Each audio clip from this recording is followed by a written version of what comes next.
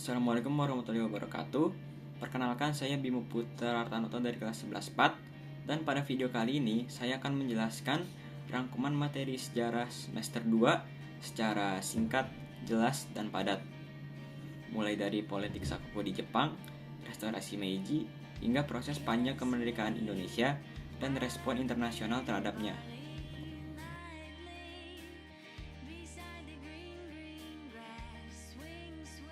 Yang pertama, saya akan membahas politik Sakoku Jepang terlebih dahulu. Jadi, politik Sakoku Jepang ini adalah kebijakan isolasi yang diterapkan Jepang sejak awal abad ke-17 di bawah kesogunan Tokugawa. Jepang menutup diri dari dunia luar untuk menjaga kestabilan politik dan budaya. Hubungan dagang hanya diizinkan terbatas, seperti dengan Belanda di Nagasaki. Kebijakan politik Sakoku ini membuat Jepang tertinggal dalam hal teknologi dan militer, hingga Jepang akhirnya dipaksa untuk membuka diri oleh Amerika pada pertengahan abad ke-19. Yang kedua, saya akan membahas tentang restorasi Meiji. Restorasi Meiji dimulai pada tahun 1868 saat kekuasaan dikembalikan ke Kaisar Meiji. Jepang mulai membuka diri dan melakukan modernisasi besar-besaran di berbagai bidang, seperti bidang militer, pendidikan, pemerintahan, dan industri. Sistem feodal telah dihapus, kelas-kelas sosial dibubarkan, dan Jepang mulai meniru kemajuan negara-negara barat. Dalam waktu yang singkat, Jepang telah berubah menjadi negara industri modern, dan Jepang telah menjadi kekuatan baru di Asia. Keberhasilan Jepang ini juga memicu ambisi ekspansi ke wilayah lain. Ketiga, saya akan membahas tentang Perang Asia Pasifik. Perang Asia Pasifik adalah bagian dari Perang Dunia II yang dimulai ketika Jepang menyerang pangkalan Amerika di Pearl Harbor pada tahun 1941. Jepang ingin menguasai Asia Timur dan Tenggara untuk mendapatkan sumber daya alam yang berlimpah. Negara-negara seperti Filipina, Malaya, Burma, dan Indonesia menjadi sasaran oleh Jepang. Jepang mengatasnamakan kemakmuran bersama Asia Timur Raya, tapi pada kenyataannya wilayah yang diduduki oleh Jepang justru mengalami penindasan dan mengalami eksploitasi. Oke, mari kita lanjut ke yang keempat, tentang pendudukan Jepang di Indonesia. Jadi pada tahun 1942 Jepang telah mengalahkan Belanda dan mulai menduduki Indonesia.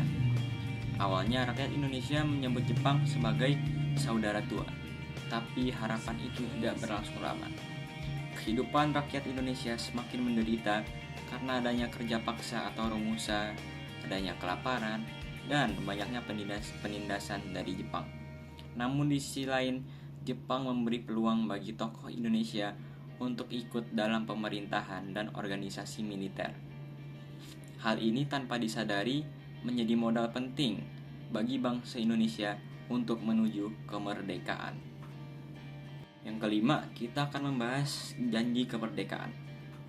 Pada 7 September tahun 1944, Jepang berjanji akan memberikan kemerdekaan kepada Indonesia di masa depan. Janji ini diumumkan oleh Perdana Menteri Jepang, yaitu Koiso, di tengah kekalahan Jepang dalam perang. Janji ini dimanfaatkan oleh Jepang untuk menarik dukungan rakyat Indonesia. Tapi ini juga membuka jalan bagi bangsa Indonesia untuk menjadi lebih aktif dalam menyiapkan kemerdekaan secara serius.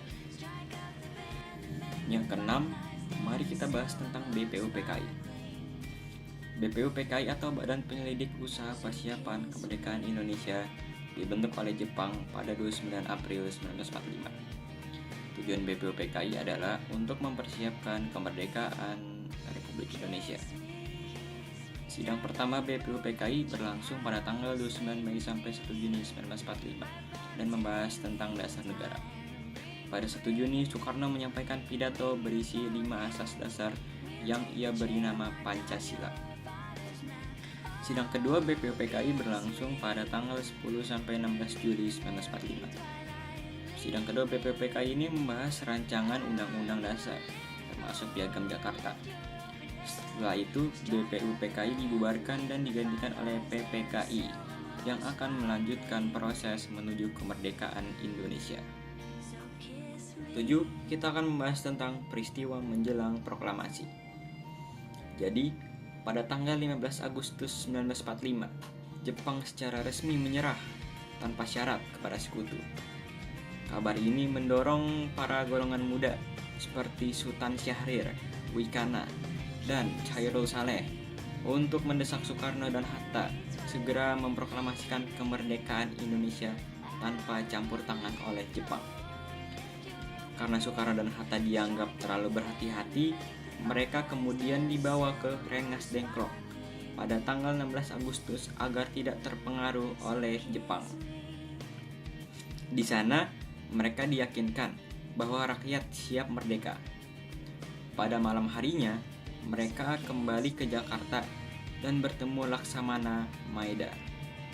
Di rumah Maeda inilah teks proklamasi disusun bersama Ahmad Subarjo dan Sayuti Melik. Selanjutnya yang ke-8, kita akan membahas tentang proklamasi kemerdekaan Indonesia. Pada pagi hari Jumat, tanggal 17 Agustus tahun 1945, Soekarno membacakan teks proklamasi kemerdekaan Indonesia di rumahnya, Jalan Pegangsaan Timur nomor 56, Jakarta. Teks proklamasi itu ditulis malam sebelumnya oleh Soekarno, Hatta, dan Ahmad Subarjo, lalu diketik oleh Sayuti Melik. Proklamasi ini dibacakan di hadapan para tokoh bangsa dan rakyat yang hadir secara spontan. Setelah pembacaan teks proklamasi, bendera merah putih pun dijahit oleh Fatmawati dan dikibarkan untuk pertama kalinya, dan lagu Indonesia Raya dinyanyikan.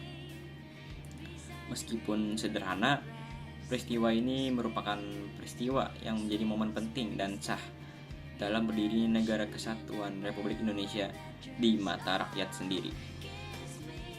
Yang 9, kita lanjut dengan respon internasional terhadap kemerdekaan Indonesia. Setelah proklamasi 17 Agustus 1945, Indonesia belum langsung diakui oleh dunia internasional. Belanda berusaha kembali menjajah dengan alasan ingin mengembalikan ketertiban.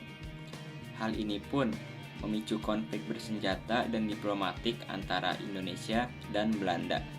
Namun, melalui perjuangan rakyat dan diplomasi internasional, Indonesia pun mulai mendapatkan dukungan dari berbagai negara.